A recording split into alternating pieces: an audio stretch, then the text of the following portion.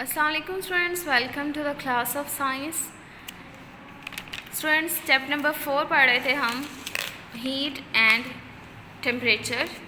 Temperature और heat का difference पढ़ा। आज हमने हीट के बारे में डिटेल से पढ़ेंगे। हीट एक्चुअली है क्या? It is a form of energy.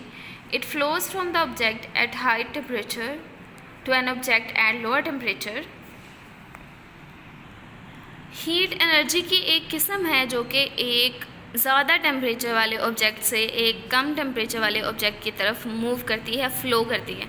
Students देखें, अगर एक तवा है, गरम है, या फ्राइंग पैन है, वो गरम है, उसके अंदर मैं चम्मच रख देती हूँ थोड़ी देर के लिए, तो क्या हो जाएगा, थोड़ी देर बाद चम्मच खुद ब खुद गर्म हो जाएगी। तो स्टूडेंट्स, यहाँ पे क्या हुआ है, जो फ्राई पैन की या तवे की जो हीट थी वो मूव करके कहाँ चली गई? चम्मच के अंदर, जो कि लो टेम्परेचर पे थी। ठीक है, तो इससे हमें क्या पता चलता है कि हीट जो है वो ट्रांसफ़र होती रहती है एक हाई टेम्परेचर ऑब्जेक्ट से लो टेम्परेचर ऑब्जेक्ट की तरफ। ठीक है, नेक्स्ट आर्टिकल है हमारा इफ़ेक्ट ऑफ हीट। हीट के क्या इफ़ेक्ट्स होते हैं? ठीक है, क्या क्या चीज़ें कॉज करती है heat? Heat causes various changes. Heat की वजह से कई चेंजेस पैदा होती हैं, जैसे कि हीट जो है वो किसी भी ऑब्जेक्ट के टेम्परेचर को बढ़ा देती है। ठीक है, यानी कि हीट जो है वो किसी भी ऑब्जेक्ट का टेम्परेचर बढ़ा देती है।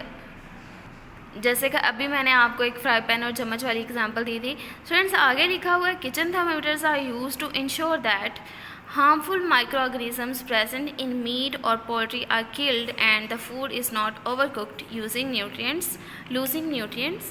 यानी कि किचन थर्मामीटर यूज़ किए जाते हैं जिससे आप मीट का टेम्परेचर चेक करते हैं कि इसके अंदर जो भी बैक्टीरियाज या माइक्रो ऑर्गेनिजम्स हैं वो किल हो गए हैं, क्योंकि हीट की वजह से वो किल हो जाते हैं। ठीक है, टेम्परेचर जब ज़्यादा हो जाता है। जब हम खाना क्यों पकाते हैं, मीट जो है वो हम क्यों पकाते हैं? इसलिए पकाते हैं ताकि उसके अंदर जो भी बैक्टीरियाज हैं वो मर जाएं। ठीक है, और फूड और थर्मामीटर, किचन थर्मामीटर इसलिए यूज़ किए जाते हैं ताकि ये भी पता चल जाए कि आप जो खाना बना रहे हैं वो ज़्यादा टेम्परेचर पे तो नहीं है या वो ज़्यादा ओवर कुक तो नहीं हो गया, क्योंकि अगर खाना ओवर कुक हो जाए तो उसके अंदर सारे न्यूट्रिएंट्स डाई हो जाते हैं। ठीक है, नेक्स्ट है हीट। और कौन सी चीज़ कॉज करता है?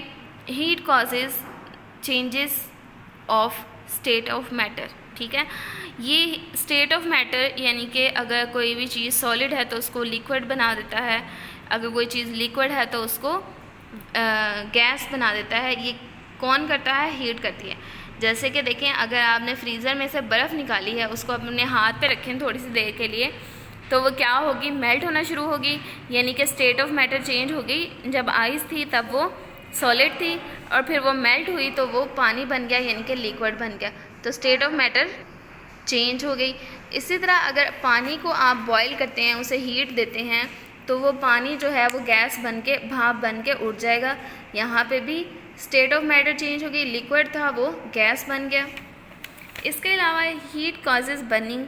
हीट की वजह से बर्निंग होती है, जलने में काम आती है। ठीक है, मतलब अगर आप जलाते हैं, चूल्हा जलाते हैं, तो वो क्या प्रोड्यूस करता है? हीट प्रोड्यूस करता है।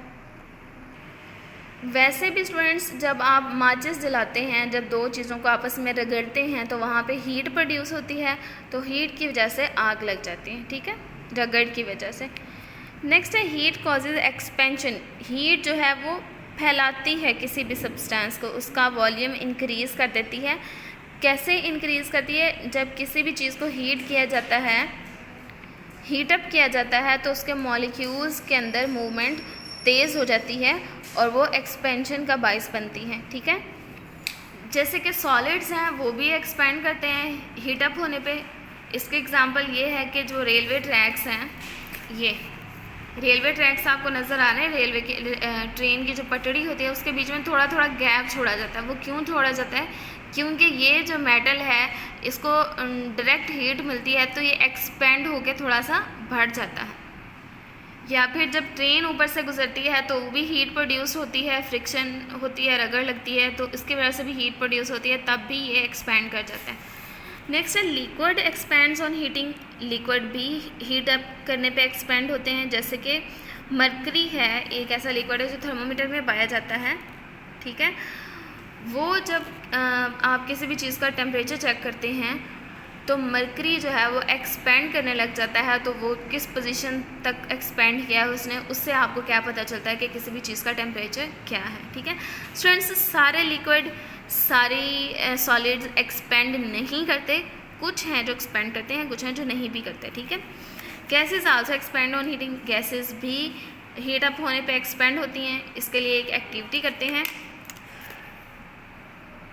इधर देखें, एक बॉटल लें, ठीक है, खाली बॉटल, उसके ऊपर यहाँ पे बलून लगा दें, डिफ्लेटेड बलून लगाना है आपने।